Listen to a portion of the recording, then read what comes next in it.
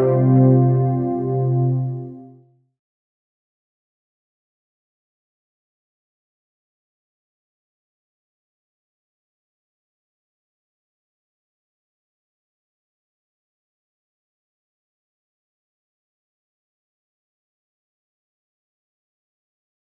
It's a little windy out here. Yeah, it is. So we're at 14th and Holtzclaw. How many square feet are we looking at? Look how cool this is and how big this is, you guys, out in the wind here today. Tornado warning. Yeah. So it's the building at whole is about 75,000 square feet, give or take. Okay. And we're standing right sort of in like the nexus of the property, Awesome. which If you can take a look around, this is awesome. Yeah, it's huge. So this is going to become... It's sort of layered. Yes. A good friend and former professor of mine from undergrad calls it a creative hive. Awesome.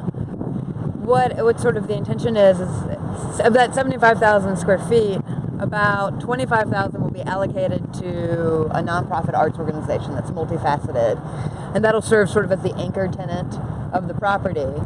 And then the remaining 50,000 square feet will be like creative commercial sort of leases, breweries, restaurants, Awesome. anything that's sort of progressively minded. I'm really looking into. I really like the idea of like housing nonprofits and people that serve like a larger mission that want to bring empowerment to underserved communities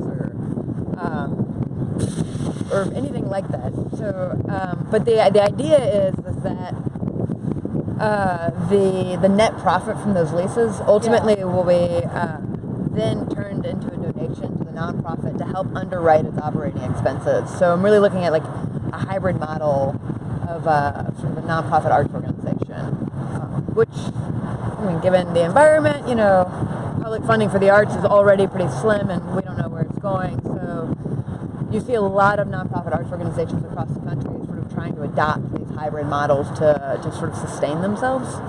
And while like originally I'd never imagined anything quite this large, in my dreamscape it was sort of like, or in my sort of before sort of putting this property under contract, I sort of expected that maybe like 5,000 to 18,000 square feet is like the amount of property that would be ideal. And 75,000. And now I have 75,000. But what it's done is like, but it's also, taking on that much property, it provides like that unique opportunity to create a sustainable model for the nonprofit and for the building, hopefully. And just to put that in perspective, the average home is like 1,500 or 2,000 square feet. You have 75,000.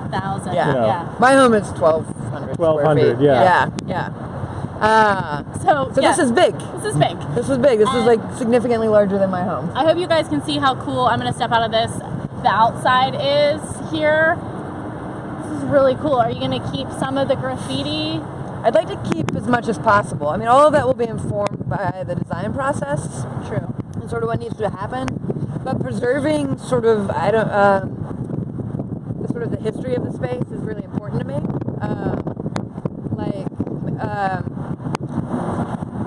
For multiple reasons. Right. One, just sort of like when you think about, sort of urban decay and blight and sort of the way sort of building shape, rather than raise the building, I want to embrace sort of that decay and that sort of repurposing as like a canvas almost, like the building for like the different graffiti. And I mean, some of it will fade because there's a lot of repointing we have to do on the structure, but I'm not going to do any. I'm not going to paint it. I'm not going to do anything that actually alters like the sort of building as it looks. I mean, besides putting in windows and updating the space.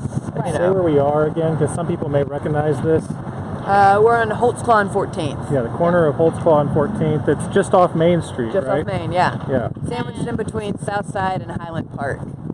And we know it's a little windy, so if you guys are getting some of that distortion, we're going to go ahead and go inside. We're going to talk about that tornado warning later, too. If you guys want to look at the website. Yeah. Yes, watch your head. Okay. Thank you. You're welcome. And I want to talk about the history of the building and show people inside. Again, it's loud. Bear with us right now with Charlotte. And I want to talk about your background, too. Sure. Okay. Some other cool graffiti. You can see the residue from Spark here. The event, the Causeway's annual event that that we hosted was fantastic. It's a great success. Definitely check out Caldwell and check out the pictures from that to get a sense of how the space can be utilized. Be animated. Right, watch your step, Ellis. Okay. All right, we're venturing into the abyss, right? Right. The great abyss. This is awesome. So this looks like about the size of a football field. Don't you think, Ellis? I put everything into football fields because that's like the only thing that I understand. Not I have a quite very small that brain. big. Not quite that big. But talk to us about the Awesome. history of this building a little bit, and you have some connections to that, right? I do. And my personal connection, the personal history sort of associated with it, is the reason why I'm undertaking this sort of this amount of space anyway, right? I would think there'd be a pretty big, again, 75,000 square feet reason. So Yeah. what is it? So in mid to late 50s, my great-grandfather actually purchased this building. Yeah, and they, across the street, which has been sort of adapted and changed, they used to manufacture cast iron stoves, and they purchased this space in late 50s maybe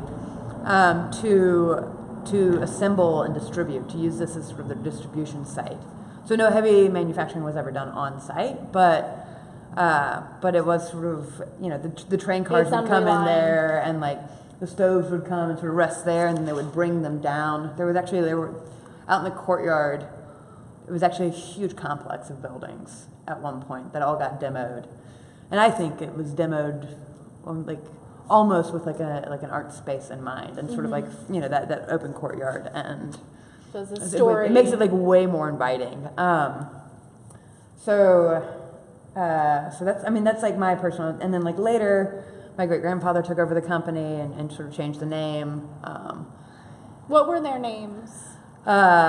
L.H. Caldwell Sr. or L.H. Caldwell, and then L.H. Caldwell Jr. So Hardy was my grandfather's nickname. He passed away 2 years ago. Sorry. Actually, thank you. But he never got to see it sort of come back into the family. But it's been sort of emotional taking certain cousins through. He's looking. He's watching, he's excited. He's probably regaling his friends with tales, about, sort of distributing things out of here. I don't know how exciting that can be. We saw for some of people. the old pictures. Our business reporter, Tim Amarzu, you met with earlier today. The pictures were so awesome of seeing the guys who worked here, like sitting outside on the edge. That was really special. And he will go into the whole history. If you want to check out the story tomorrow in the paper and timesfreepress.com. And it's a great one. It is a great one. For anybody who couldn't hear us because of the wind outside, a couple people are asking what is happening in this space. Why don't you Sorry. Okay. Okay. Wait, you don't want to be on camera?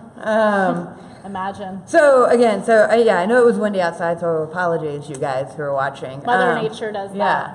Yeah. So essentially, my background is in visual arts. I have a degree from NYU in arts administration. It's like the less. I mean, it's a great, it was a great school. I learned a lot. Definitely. Made a lot of connections. You missed it? I love the city. I don't Me miss too. it. I'm happy to be back. I mean, Chattanooga is I was born and raised here, and it's exciting to come back. And the city is so welcoming, and there's so many people who are like they're supportive and eager to see new things happen. Like there's a real like tangible sense of change. What do you think about that? How long had it been from when you left to go to NYU to when you came back, the change? I mean, it had been 14 years since I'd Wow. been in Chattanooga, and I moved back about a year and a half ago. But to answer their question real quick, so you guys, it is 25,000 of it will be a multifaceted arts space, a nonprofit, and then the remaining 50,000 will be sort of creative commercial use. So breweries, restaurants, artist studios for in-town artists, potentially a nonprofit co-working space. I'm playing around with that idea. And then others. Timeline? Oh gosh, there's the Dream Timeline, Right. which is June 2018. I'd like to partner with sort of a statewide arts organization called Locate Art, Cool. which is Where's sort that of, based? it started in Knoxville, based in Nashville. Okay. It's an online resource for contemporary art happenings across the state. So they have like people sort of like correspondence or like touchstones in different cities. Last night I was talking to an artist, his name's Genesis. Oh, I know Genesis. Yeah. Hey, Hi, Genesis. So we were talking about, I was like, how does that work? Yeah. How does that work? I mean, it's just, like any sort of event page that you would go to. It's just dates and times. There's also an online registry for, practicing visual artists. All of them are sort of filtered through their directors and founders and then like an outside panel. That's cool. To review applications. So it like preserves, it's like they want everybody featured on the registry to be like a practicing contemporary artist who's working on some sort of like conceptual level, not just making beautiful objects, but also very intentional and sort of meaning. Isn't he great? Genesis, oh my God, he's amazing. I know. Love you, Genesis. I know. There's so many people that I love in this town. I know. And Genesis is definitely one of them. Lucky. Yeah. And Genesis, you haven't been in the space yet. Remember that? Yes. Come on. I know. So June 2018 is the dream. That's the dream full opening. Timeline. I know that's really optimistic as far as construction goes. There's a lot of work to be done. Architect's drawings. Architect's drawings, yeah. I know one. Yeah. Yeah. Oh. Yeah. So this room, like, what is your vision for this space? Like, we talked about the different businesses and art, but what do you see when you look at this room for June 2018? So this room is part of the commercial component, right? And I don't know if I said this already, but the idea is that all of the commercial tenants, that the net profit from those leases will go to underwrite the operating expenses of the nonprofit, which I said earlier out in the windy section. It's okay. Sorry about the wind. We just wanted to show you how cool it looks out the there. space is amazing. It's really hard to like understand the scope without seeing that outside view. Definitely. So definitely worth it. Worth it. So what we're standing in right now is actually part of the commercial element, right? So this is about 12,000 square feet. It's 2 floors. Upstairs will be like creative co-working space. I really want to explore this sort of like nonprofit co-working space. And then also upstairs will be like artist studios. And those will be like year-round leases. And then in the ground floor, what I sort of envision for the space is like a brewery / restaurant / bar element. And we have a couple local feel. I mean, I just want it to be a place where people want to come and hang. I want it to taste and feel unique to Chattanooga, whatever form that takes. I mean, the building itself lends to a sort of a different experience in Chattanooga already, but I want that to be reflected in like the food and the beer and then just the environment, the overall environment of the space. Coffee is key. I kind of want to put a coffee shop, or like a little small coffee shop, and like there's like a joint section back there where essentially like here we go, like this. Do we can go look at it. I mean, the light's better here. Yeah, I just wanted to make sure we got to look at this space. Yeah. Walk us through, and let me get in front of you so that you don't have to turn around. Thanks, Ellis. I don't mind turning around. Sometimes I think the over-the-shoulder look is my best one. Oh. Don't let me trip. So we're walking to the space. So this, again, you guys, is a huge undertaking, 75,000 square feet, 14th and Holtzclaw. And Charlotte has family history here. It's going to be called Stoveworks, and lots of cool stuff going on. Art, nonprofit, brewery, potential restaurant, coffee, key. I mean, I have coffee every morning. Me too. You guys like to comment on that. Thanks. Several coffees. Even though I've been sort of graduating to tea in the afternoon because I'm starting. You know, a lot of our viewers, the nice ones, have been telling me to check out a place called Wildflower. Oh, absolutely. Have you been there? Yeah. It's delicious. Cool. It's amazing. Yeah. Actually, Jack, who's my listing agent, who if you have any real estate questions, you should go to him. Last name? Jack Martin. Oh yeah. And we have several websites actually. One for the arts nonprofit, which is really just a splash page presently, called Stoveworks, and it's stoveworks.org. And then for any information about like the building and commercial spaces, go to mm2 .site. Okay. So and that site has Jack's information on it, and more. You can get a better sense maybe of like the kind of tenants and activity we're looking to generate here. Cool. And if you want to go to Chattanooga Times Free Press Facebook page and share it to yours and link those for people, that would be awesome. Sure. After this. And so where are we now? So now this is the baby for me. This is the thing that drives the entire project for me. Okay. Like I said, my background's in the arts. I worked for a fantastic organization in New York City called No Longer Empty. And then I worked for right before coming back, I left New York City and worked about 2 hours north of it, along the sort of Connecticut border in a tiny little town called Wassaic. And I was the director of an artist-residency program up there. Sounds dreamy. It's so dreamy. Foothills of the Berkshires, not unlike the geography of Chattanooga, honestly. The sort of rolling hills and, we weren't that close to the Hudson, but there were definitely creeks and that kind of good stuff. So you have so much, like a variety of experience to bring back with you, coupled with your family history here. So yeah, well, this is so much potential. This is why I'm back. I always, so this sort of dream, this idea has been stewing in my head for about 12 years now. I graduated, I actually went to Sewanee for undergrad and then was a studio art major, shout out Sewanee. And then made the most embarrassing attempt at being a studio artist, like immediately out of undergrad. And it was actually through a series of like one-night shows, organizing with my friends, that I realized that I'd rather be on the other side. I want to be behind the curtain, even though this isn't behind the curtain. Kind of. You're directing. Kind of. I'm directing, but this is not behind the curtain. Yeah, this is. I guess this is a big 75,000 square feet. I can't say it enough because it's in Chattanooga. Ellis was a real estate reporter for a while. Don't you think that's a big acquisition? It's a big building space. 75,000 square feet is enormous. Yeah. It's enormous. I know. And you've got a good roof. I do. And we talked about that before we started. And a sprinkler system. Yeah, sprinkler system? Sprinkler system that's working. Actually, back in the other room, there are these sort of sheds, and they're massive, like brass sprinkler systems from like the late 20s or something. Should we turn it on just to show everybody? Yeah, that's a great idea. We should test it. Why not? Why not? I feel good about that. It's your technology. It's Wednesday. But yeah, 75,000 feet of good, usable, solid space in the Southside. Yeah. It's not without its quirks. Sure. I did just get... Tell us all the bad stuff. I know all of it. They do. The grit. It's actually not that bad. Maybe they don't make... Well, come on. We know they don't make buildings like they used to. No. It's like houses. Yeah. Yeah. And so that portion we were just standing in was actually constructed prior to 1915. 100 years ago. And this portion that we're now standing in was constructed sometime in the 20s.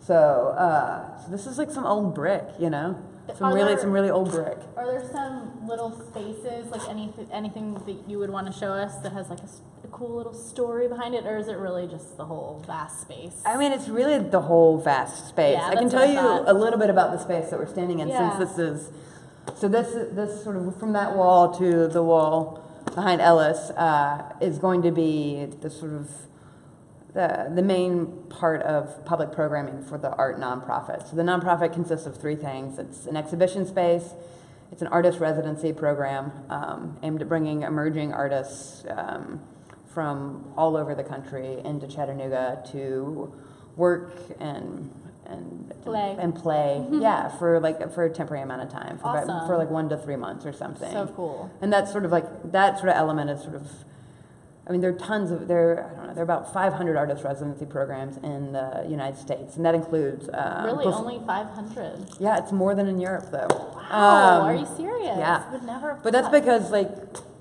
we don't. It comes back to not to keep harking on sort of the sort of state of funding for the arts in this country, but we have a lot of incredible sort of the sort of philanthropy that's that exists in the United States is like really incredible. The private philanthropy versus public, which is what you get in Europe a lot. So you have a lot of state support, but here you have a lot of private support, and so there are a lot of private institutions that have started residencies and sort of operate outside of.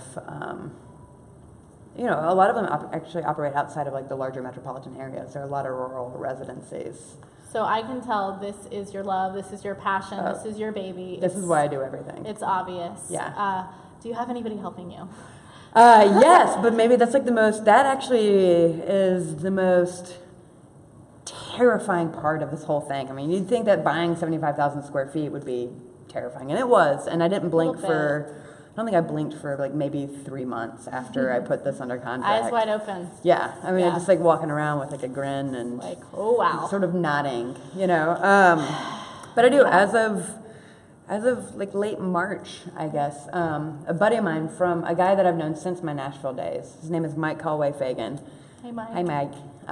He doesn't know I'm doing this. He will now. Yes. A guy named Mike, who I was introduced to in Nashville, and it was basically like the kind of thing where somebody walked up to me and they're like, Charlotte, you like art. This is Mike. He also likes art.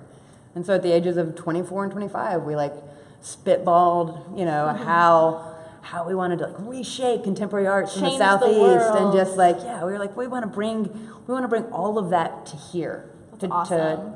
You know, at that point it was like just the Southeast in general. Don't you love those idealistic conversations that you have? Oh, in your 20s? yeah. But it doesn't mean they can't go anywhere. Well, and that's what I'm doing. I'm realizing it. That's You know, awesome. and so that was sort of the genesis of Genesis. that was sort of the genesis of the dream, right? That was where it was sort of born out of not just that conversations, but many conversations I had with people. Of course, at that point, I was 24. I didn't know what I was doing. I still don't know what I'm doing. Did any of us? I don't know. I mean, do we ever? No. You know? But it just sort of like, you know, and at one point my parents were like, listen, if you want to do this, if you want to go into the arts, you got to go to New York. And I went to New York, and I cut my teeth. I really like left by the skin of them, and moved to Wasaic, and sort of, but like the sort of idea, that idea of like sort of like bringing the contemporary arts, like bringing the Southeast into the national dialogue on contemporary arts, and talking, you know, and creating like spaces for people to sort of like explore these like complex themes and ideas. That was always at the core of it, but it continued to evolve over those 12 years. Yeah. You know, so you've been. And so the wheels have been turning for a while. And by no means is this like the final sort of iteration of those dreams. I hope it's my dream that this continues to evolve, and we continue to sort of grapple with those complex issues and themes. You know, as the organization ages. You know, and we'll trip. You know, we'll make mistakes. Everybody does, you guys. True. Yeah. Do we want to explore the rest of the space while we talk? Sure. Oh, wait, let me. Tell us about we this. can flip it around. Okay. I know. So I'm not. This is your favorite, right? This is my favorite. This She's is it. super interesting. Charlotte is, so you kind of get lost in people's stories who are interesting. So this is the exhibition space, and about 6,000 of this will be formal exhibition space that Mike will be taking on. So he'll be the curator and director of exhibitions. Okay, Mike. That's so, Mike so Caldwell-Fagan. awesome. Yeah. So it's like That's from so that awesome. conversation in Nashville. So what you're looking at, it's really dark. I don't know if you guys can see anything, but one of the other so 3 core tenants or 3 core components is the artist-residency program, the exhibition space, which also includes like a project space that will be open to like community submissions. It'll be a little bit smaller. But the third, and for me, the core tenet of all of this, and the reason why this is so important, is the educational component. And so there'll be like a dedicated educational classroom. Awesome. That'll be like, it'll include like adult workshops and sort of panel discussions and lectures and sort of different activities for adults, but also, and most importantly, it's for kids. Yeah, like K through 12. Awesome. Educational opportunities. And a lot of schools, you know, have lost art funding, you know, across the country. So. I mean, there's some like really depressing number where it's like of the 40 elementary schools in Hamilton County, only 7 have dedicated art staff. Mm-hmm. So sort of with that in mind, you know, I hope to bring students into the space and have them respond to the exhibitions and speak with Mike about why he chose these artists and what their work means, and actually build like a spatial relationship to the work rather than just seeing them on paper. But something else that I want to do, and it's going to sort of piggyback on that, is put a pocket library. And it's really dark back there, so you're not going to be able to see anything. Yeah. It looks dark. Yeah. It looks ominous. It's like a pocket library, but there'll be it'll be sort of partitioned off from the exhibition space.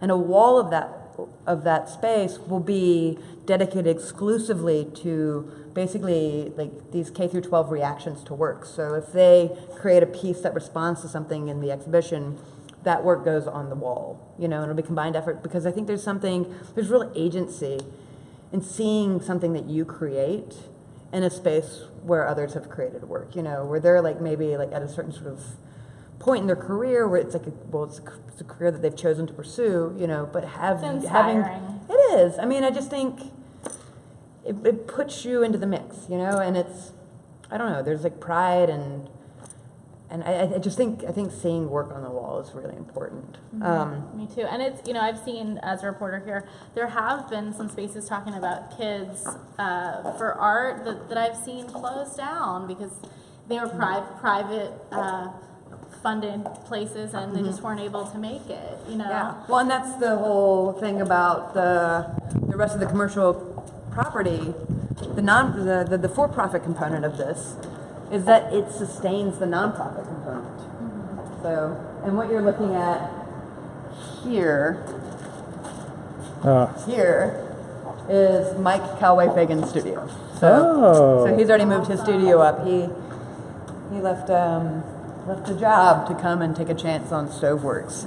So we're really, really fortunate to have him. I mean, he's awesome.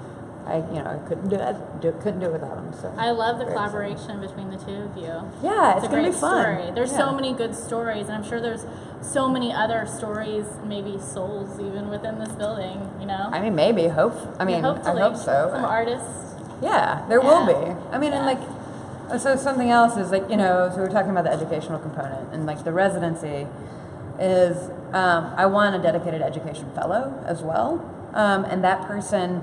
And I've got to work on building these sort of partnerships, is hopefully that person will then, because paying for kids to come to a space is expensive and challenging.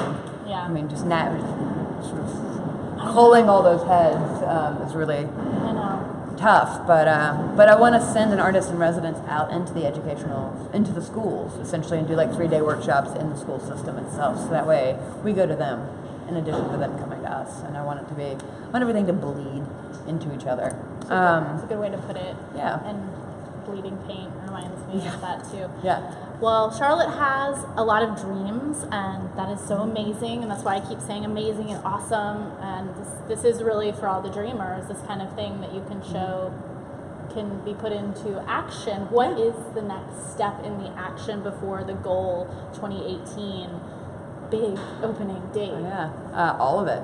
All of it is the next step. It's working with the architects who I'm working with LME. Okay, cool. Great guys. And working with them to sort of figure out the design of the space to maximize and where form meets function and make it beautiful, but also not at the expense of the history of the space, and to really communicate the sort of the creative undertone or overtone, really, is what I'm going for, of the project. Big project, you guys. So that a lot of energy going into this. This is really only the third of 4 spaces, right? Because you Right, have a whole and then nother there's a whole nother space back here. Yeah. Okay. So this becomes like wood shop. This loading dock area becomes wood shop, print shop, and metal shop, and then sort of a communal sort of workspace for the artists in residence that they'll have access to 24 hours a day during their tenure. This is during huge. the stay. So now this is like another commercial component. So great light, very yellow, very like diffused. Yeah. But we probably shouldn't spend too much time in here with the tornado on call. But Why not? Just kidding. I mean, Yeah. this is not the brick building. I feel that's like Yeah, but it's beautiful. Thanks yeah. for showing it to us. Yeah, and I don't know what's going in here, so Okay. this is commercial too. Something enormous. Something big. So again, it's going to be called Stoveworks. Has a lot of dreams and history behind it, and your experience is really impressive in the arts. And your partner, we're looking forward to following you. So Tim Amarzu, again, our business reporter, is going to share that story with you guys on timesstreetpress.com and in the paper tomorrow. So check that out. And it was a pleasure to get to step into your space. Send your arts and culture reporter my way. Yeah. That's my bag. Okay, we'll do it. We'll do Plug. it.